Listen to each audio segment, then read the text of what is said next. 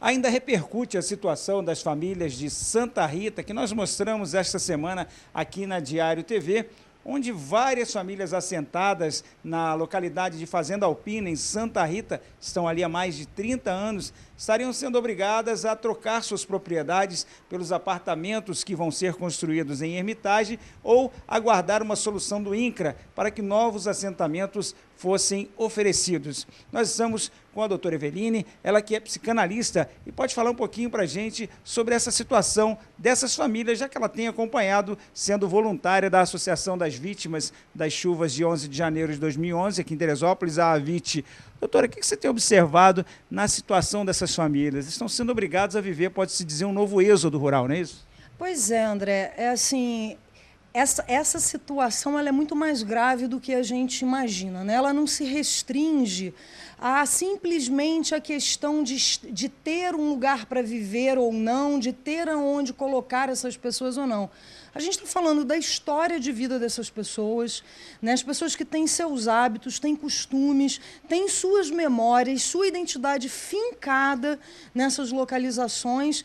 E a gente está esbarrando num problema gravíssimo, porque essas pessoas estão se sentindo exiladas dentro da sua própria cidade. Na medida em que elas são obrigadas a saírem de onde vivem, lugares em que elas foram acostumadas, como você bem disse, aí, há mais de 30 anos, há tanto tempo, construindo a sua história, constituindo família.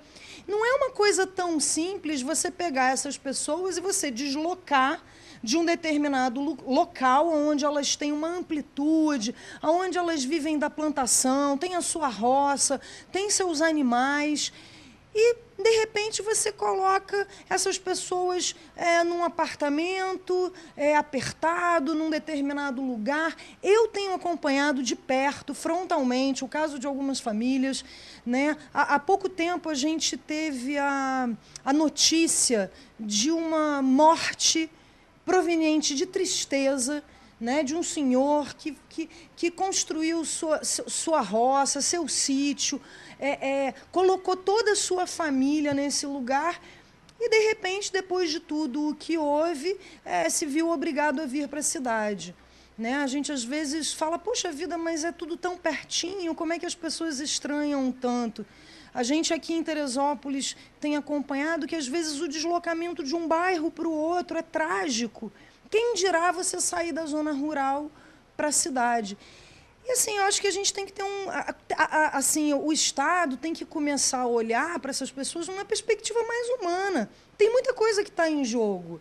Não é só a questão material, não é um apego material, é um apego às raízes. A gente está falando de raízes, a gente está falando de memória, a gente está falando de identidade, subjetividade. E essas coisas não são levadas em consideração, né? Eu acho que a gente precisa olhar com mais profundidade, sabe? Eu acho que está na hora de se começar, inclusive, a se pensar em equipes técnicas para acompanhar essas pessoas, para poder lidar com essas almas dilaceradas pela tragédia. A bem da verdade, não tem cicatriz nenhuma, porque as feridas estão abertas, as fraturas estão expostas. Né? As pessoas estão na UTI, na CTI, né? Precisam de uma atenção especial e de um cuidado especial. Não teve nada, não tem nada cicatrizado, não tem nada fechado.